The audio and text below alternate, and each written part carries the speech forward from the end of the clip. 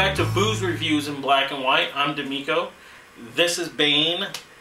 We are busting out a pretty good scotch today. The Glenlivet 18-year single malt. 43% alcohol by volume.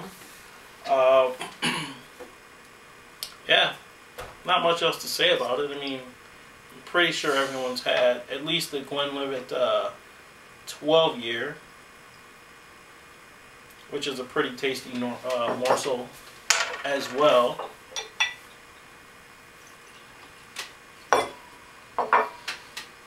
Ooh, I'm excited. I have not had this before. I mean, I can smell it as soon as you open it. The sweetness comes through. Definitely. The grain. Wow, the nose is so strong. It's sweet. It's almost it's getting to that floral point. This is Space Side, right? Yep. Okay.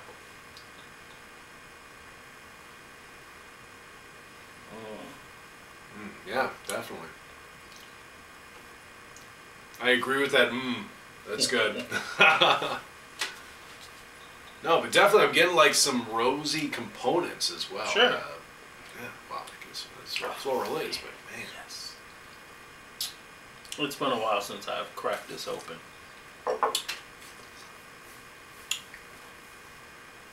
The big, I know, bold. Okay. Wow, this is great. Okay, so velvety smooth, very nice. Oh my, and then it finishes off. Yeah. Oh, all right. Let's start with the finish. Caramel, just like it beefs up right at the end.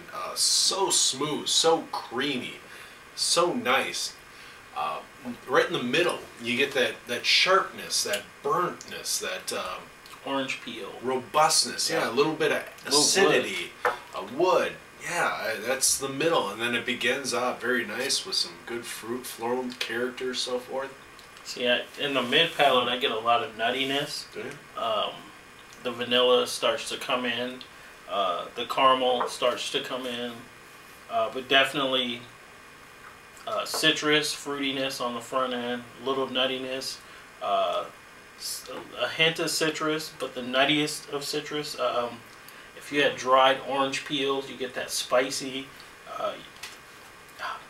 It's complex, even for an 18-year-old. I know, once.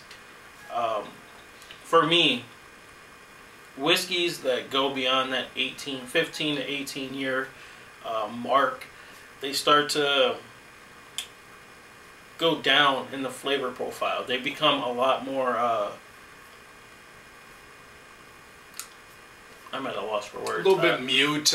Their flavors kind of dissipate a bit. They do. They're not as strong. Right, but it makes it smoother overall. Correct. Unfortunately, you lose out on a lot of things when it comes down to that.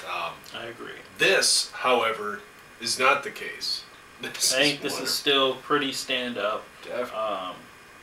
Yeah, I mean, I would love to drink a 25-year, 20, 25, 30-year scotch. I never passed up an opportunity. But if I'm going to spend that kind of money, I want to taste it. Yeah, right. Just like tequila, I could never drop $200 on Patron Platinum. It's too light. There's not enough flavor for me to justify spending that kind of money just because it's smooth. So that's just me. I like to taste my money. Right. Yeah, I mean, you're right with the zest. You're right. A little spiciness there. The oak characters, the nuttiness, and then it finishes off with that caramel, smooth creaminess. It's complex. I don't think I need to go on with this. Glenlivet 18-year, 43% alcohol. Go ahead and buy it if you have the money. It did it for me. I don't remember how much I spent on that. So. Well, taking a guess, I don't know, probably 70, 90? I have no idea. No idea. It's been a long time. I've had this probably 4 years, so. we'll go ahead and we'll find out the latest. Pretty sad, right? Well, we'll find the latest price. We'll put it down here for you. So check that out, and hopefully that fits with your budget. Who knows? Maybe it's a special occasion thing, like for us, because we're broke. But, just to bring it out.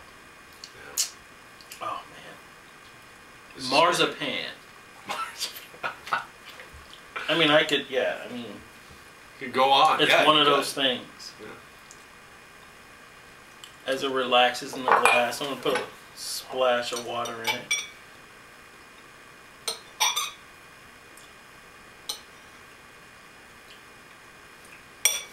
Now, generally with space sides, you're going to get a lot more of the floral notes and so forth like that compared to lowland, highlands, the islets and so forth. This one goes above and beyond that. It still kind of brings in those other characters from all the other different areas as well. And that's what I'm really liking about this. I'm going to go ahead and rate this. I give it a 90. Let's go 95. What are you thinking? Get a little change? Oh, I guess I'll have to give it a try. Where's that spoon at? Oh, it's over here. The citrus spice kicks it up a bit. Definitely that almond paste, the marzipan, the sweetness kicks up a bit, the nuttiness definitely. The floral kind of goes away a little bit more. I only put probably 1 spoonful, 3 little, these small, little whatever. Some people like more, some people like less. Some people put ice. I probably wouldn't need to put any ice in this one. If I did, you know, what I usually do if we're doing a campfire or something, I'll put 1 medium-sized ice cube in it and just let it sit there. Just to open it up, take its time. When you're putting water in your whiskeys especially, give it a chance to sit. You know, for timing purposes, obviously, I'm not going to let it sit, but give it a few minutes, 4 or 5 minutes minimum, just to hang out, just to open up, let the water and the whiskey kind of interact and do its chemical change or whatever it's doing. Change it, you know, let it smell it, smell it and then taste it, let it kind of see how the I apologize. Smell it and then taste it to see how it changed from before you put the water in it. And you can kind of work with that. Sometimes you may put a little more water in. Sometimes you'll be like, oh, this is too light. Maybe add a little more whiskey to it. Play with it, see what you like, see what you don't like. That way you know for your own future references. Sure. This to me does not need water. If you put water, oh my God, just a little bit, you lose the creaminess, you lose the nuttiness, you're left with spice, citrus, maybe a little bit of floral. But see, the nuttiness for me stepped up. Did it? After the water, yeah. Yeah, not for me. But the creaminess is completely gone. Yeah, disappeared. I'm not getting any of that caramel or any of that that vanilla. Okay, I can see a little bit of nuttiness in there. Sure. But again,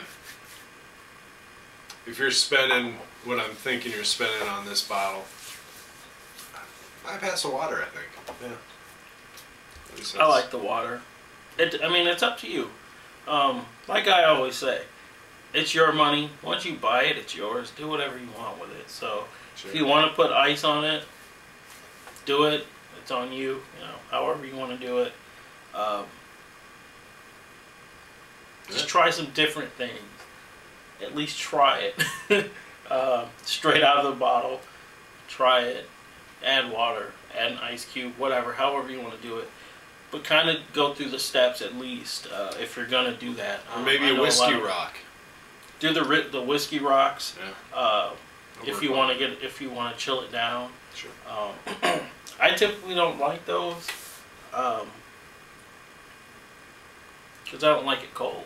I don't like my whiskey cold, and that's why if I am out, in a fall evening, it's already 60, 50 degrees.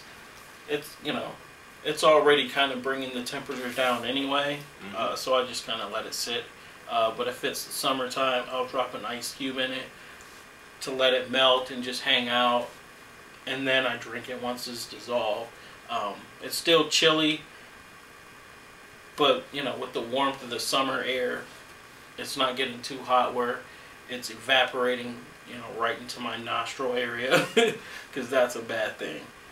So I've said too much. I will rate it now. Yeah. I mean, I like the Glenlivet. Glenlivet 18 is a good one. I'd probably give this 88 points. Very nice. Okay. All right. Well, a very nice whiskey. Definitely go check it out if you can afford it, if you can find it. Oh, it's readily available. Definitely. Yeah. All right. Well, thanks again for watching. Please subscribe. Follow us on Twitter, Facebook, Pinterest, and all that other good stuff.